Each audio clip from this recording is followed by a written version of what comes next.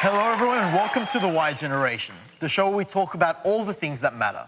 I'm Andrew Olivares, and today you're in for a treat as we have some great panellists for you. Let's meet them. Peter, our aspiring actor who interestingly played a mafia boss at age 15 because he could grow a beard. I made him an offer, good in reviews. We have Michelle, our arts and media student who once starred in a Cricket Australia commercial. My feet don't touch the ground. Josephine, who is obsessed with Kate Blanchett and wants to bring back the YOLO craze. Maybe I can combine the both, I don't know. And our self-proclaimed smartass, James, returns back to make things interesting. I don't recall proclaiming that. Can you give them all a round of applause? I'm super pumped about the next half hour, so let's get started with Because Y Said So. We've got a question from one of our viewers who is facing something we all fear. Hi, Gen Ys. I hope you can help me. I've been seeing my boyfriend for 6 weeks, and I'm really happy. He asked me yesterday to come and meet his parents next weekend when he's visiting them at home. I said yes, because he put me on the spot. But all of a sudden, I'm a bit nervous and not sure if we are serious enough to warrant this meeting or what implications meeting the parents might have.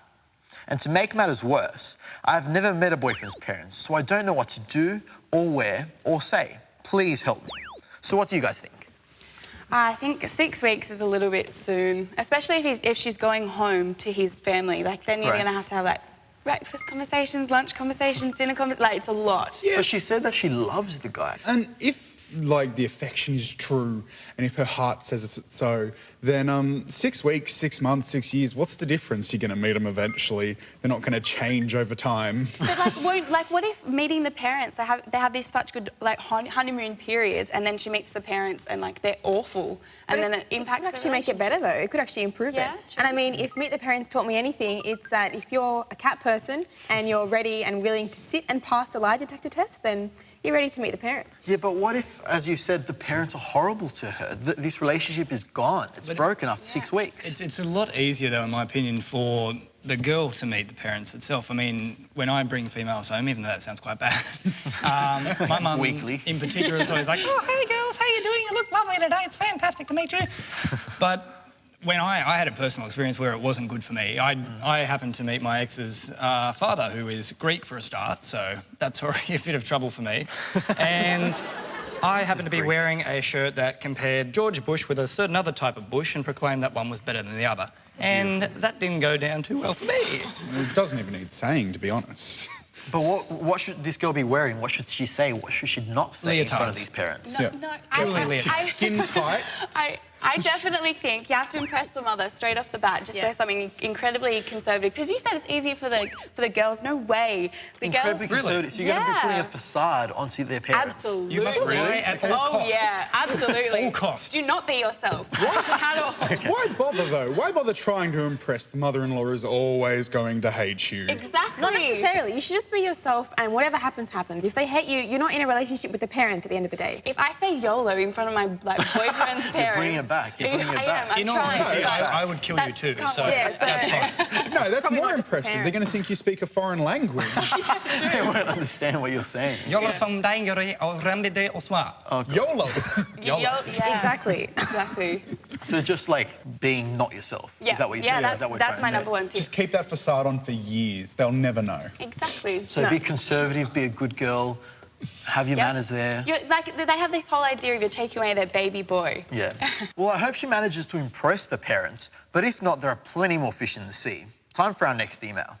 Dear YGen, I'm part of the HR team where I work. During the recruitment process, we check out as much as we can about a person and often use social media as an investigative tool. When I told my friend this recently, she was shocked. There's no policy against looking at social media, and it helps build a better sense of who the person is. But my friend said she doesn't want to be judged for what she does on social media. I'd like to know, is it okay?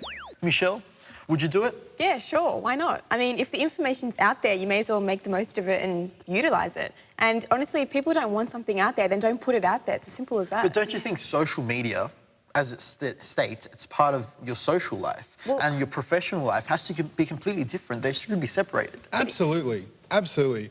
Who you are socially and who you are professionally are two entirely separate people. When you leave work at 5 o'clock on a Monday, you aren't the guy who was dealing with customers 5 minutes ago. You don't want to deal with them anymore. You're still the same person. Exactly, but the employer should have no right to check what I'm doing privately. But what if your social life and your work life come into... I have a friend who, she does recruitment, and she says that when she gets resumes, she looks up their Facebook straight away because it's a weekend job and she doesn't want them coming in on Saturday morning and they're really hungover. But don't you think that's some form of discrimination, checking out their lifestyle, what they do with their life? It's like damage control. She's just making sure that, like, she doesn't hire someone that's going to do... But wouldn't that just be a gateway to more discrimination as to, wow, that's a horrible profile picture? It's not discrimination. How many likes does this person have on their profile picture? See how popular they are with their friends. But it's not discrimination. Like, you can go out, have a good time, get tagged in a questionable photo. But if you're stupid enough not to use the privacy settings that are available, then you're just asking for trouble and it might cost you a job. No, it's not fair. Unless you're getting a job as, like, a party promoter or something that actually requires you to be social, your boss shouldn't even enter into your Facebook unless they're cool and you want to add them. Right. I don't think it's right. I don't think it's fair. And frankly, I don't need people seeing the posts I made when I was 15. So, James, do you have these privacy settings to really differentiate between your life? I don't. I'm terrible, which is pretty bad for me because every time I go out drinking with my mates, they like to leave me a little surprise, such as liking, about 5 times I've liked this now, gay midget porn on my Facebook, along with short, stout men. Like, for God's sake, I like short people, but please, But you don't personal, want, professional, sexual lives. Yeah, you don't want your employer to be seeing that, right? No, I don't want him to be seeing that I like gay midget porn. But that's the difference. Like, you can go and unlike that, or you can make a status saying, I got fraped really hardly. But You got what? Fraped. Yeah, you know, can we just Facebook. touch on this for a bit? YOLO, frape, swag. I never need said help. swag. You need help. Anyway, moving on. How you portray yourself on Facebook is, like, especially when we're coming into more of a rise of social media, it's becoming who you are. So I think that if you want to portray yourself that way, then you have to just deal with that. You have to that's for the world to see. Yeah, and there are ways around it, exactly. Like, you can actually have that life and have it separate by blocking it from potential employers to see. Well, there are so many ways to get to know someone. Our online presence has become a big part of our lives, but more on that later. It's time for a break. We'll see you soon on The Y Generation.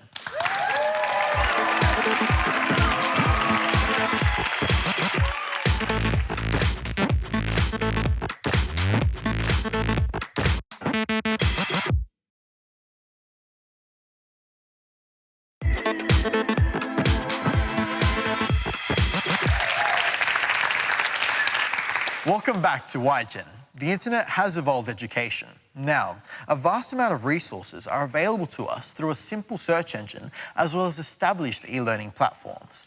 But does it affect the quality and effort of how we learn? For our next segment, To Be or Not To Be, we take to the streets to ask Sydney-siders their thoughts on how Google and the internet have impacted education. Oh, fantastically.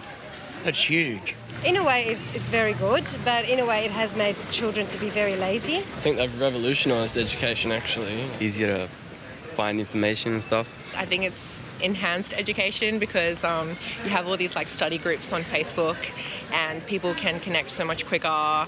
You can do, like, homework over the internet, but it gets bad when, you procrastinate. Gone are the days where you have to ask someone for something. Everyone just does it themselves on their smartphones. I love Google. I remember before Google I used to have to go to the library, so I'd rather just Google, type in the word and it does all the work for me. And it's a good thing for the students who are going to copy the assignment.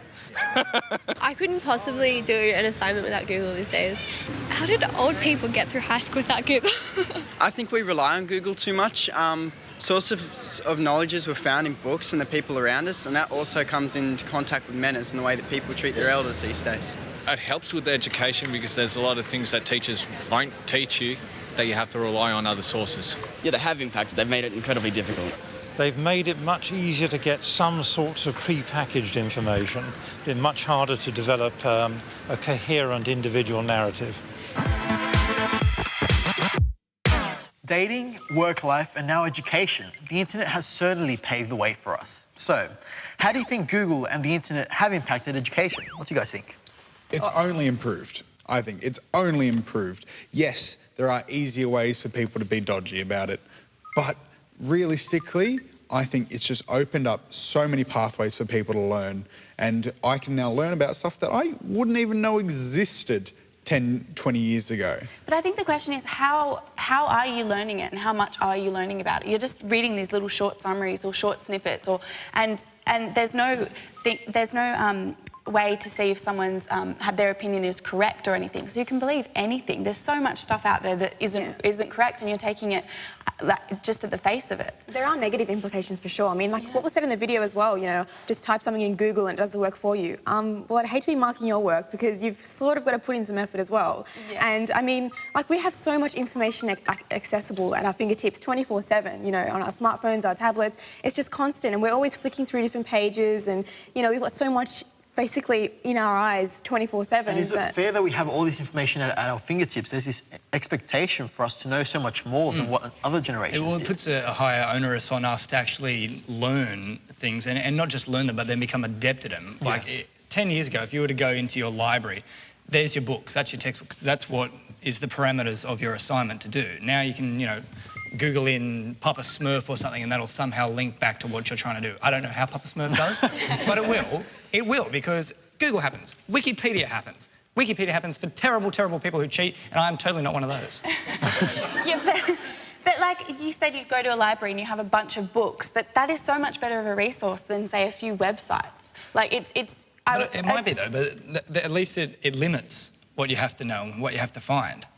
Yeah, but you're not actually getting all the information. Like, a tutor of mine was saying that he used to know professors that in the 70s could read like stacks and stacks of books, and they'd have all this information. Now they can't do it anymore because their attention spans are too short. Sorry, what you're saying? Here's the problem with that, right? Okay, so those textbooks that are yay high, when were they published?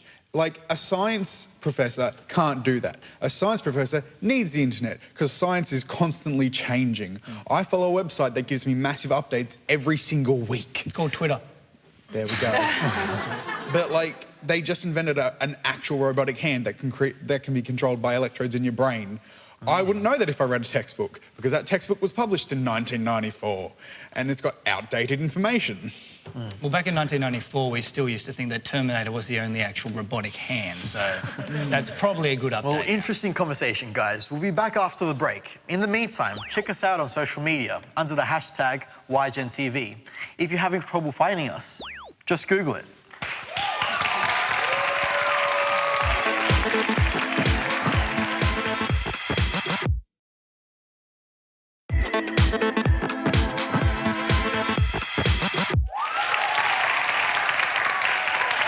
Welcome back. We've had some fun, but now it's time to get a little serious in today's Why So Serious? Now, taking hormones to alter your gender is a common practice and necessary for some people to establish a decent quality of life. But what do you do when it comes to dealing with teens or preteens who are feeling they are trapped in a body of a person, either male or female, that they just don't feel comfortable with? Gender dysphoria is gaining public awareness as it affects more and more families every day. Guidelines suggest that 16 is an appropriate age to start on this type of treatment. But many believe that it is more an adult decision. How young is too young? Here's the thing. Puberty starts around age 9. That's when it starts. And after puberty, around age 16, there's irreparable changes to the body. Yep. Right? If a male born in a female body wants to change that, at the age of 16, they've already got wide hips, they've already got breasts, their voice is already different. So just taking testosterone at that age is only going to do so much. I think it needs to be earlier.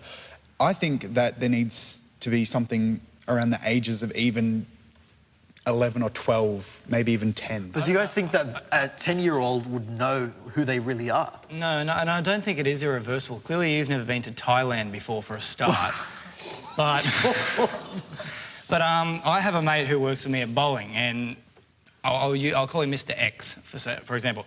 He had his first girlfriend in uni when he was 21, and he still thought he was straight. He started making out with her and immediately went, oh, no, I'm gay.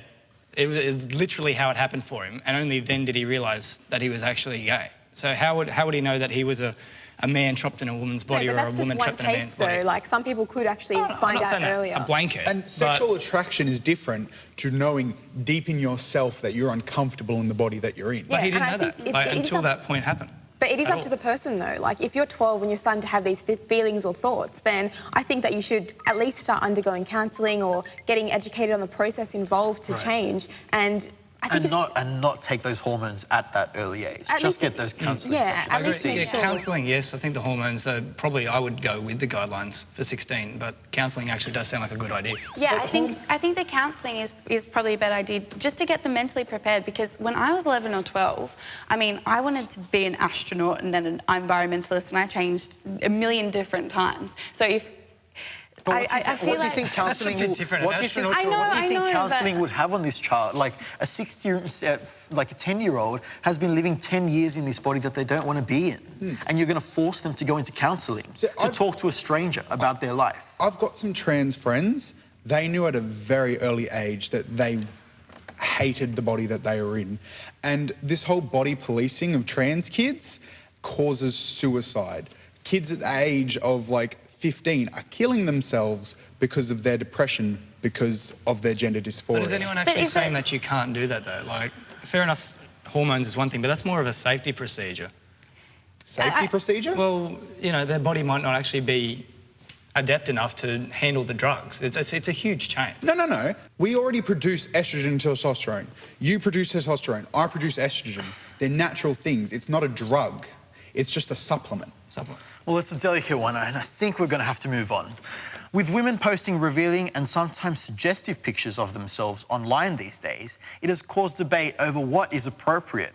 Is it celebrating one's body image and confidence, or is it inappropriate and setting a bad example? Some people's response to these images have been to shame them publicly and tarnish them with the title of slut. Slut shaming is used to make women feel inferior for certain sexual behaviours or desires that deviate from traditional or orthodox gender expectations. But when, if ever, is slut shaming okay? Josephine? I think that the problem with this conversation is that we're either saying that it's good, it's empowering, or it's terrible and it's bad because it's just reinforcing these patriarchal values. I think that we need to start saying that if a girl is posting something online, there's a million different ways to look at it, that it's not just this like black and white kind of thing. Right. I think it can be both empowering and it can be a little bit too far. It just all depends on the case. I think calling someone a slut is usually based on like gossip or just, you know, physical an image in front of you, what's in front of you. But you can't judge someone on that. I mean, you know, if a girl's wearing like a full-length dress to the floor, long sleeves, and she's very conservative, it doesn't necessarily mean she's not going to be quick to take it off later on. So you can't exactly judge somebody based on the outside appearance. But then that's another issue, because you're saying that if she's quick to take off her clothes, then she's a slut. I mean, no, she's not. I'm not saying it's okay to label her. I'm just saying as a person, like, she could be like that. That's fine, but you don't put a label on it. It's never okay. And you should never put a label on it, because if someone has a healthy sex drive, what's wrong with that? That's how they're born. That's how they grow up. That person that has a healthy sex drive, why don't they just own it? I'm a slut. Deal with it. Yeah, why should they have to label themselves? They shouldn't have to actually put a label there. Have you guys heard of the slut walks? Yeah. Yeah, okay, so the slut walks are this whole women taking back the word thing. But it also addresses a much deeper issue. So there was a slut walk in America where a woman held a sign that had a picture of her when she was 7. Now, this is also part of slut shaming, because the sign said, I was 7 years old, was I still asking for it? Because within rape, slut shaming also equals victim blaming. Yeah. What was she wearing? Was she drunk? She shouldn't have been on those drugs. She deserved it. And normally it's all these women that are asking that question. What was this woman wearing when she got raped? It comes down to the whole thing of, like, what were you wearing, victim blaming, but it's just such a double standard, because men are never asked things like that. Say if someone got mugged, they're walking down a really bad street and they're flaunting their really expensive Rolex, and then they get mugged because someone sees that they have a Rolex, and then they take it from them. No one's going to say, you're walking down a really bad street, you shouldn't have done that. They would say, oh, it sucks to be you. Like, seriously. Simple as that. You suck. No. Like, it is, though. It's usually women calling each other sluts and whores and things like that. And if I can quote Mean Girls on this, if we call each other sluts and whores, it only makes it okay for guys to call call us sluts and whores. So, Boo, you whore. And on that note, that's all we've got time for today. Can you help me thank the team on our panel?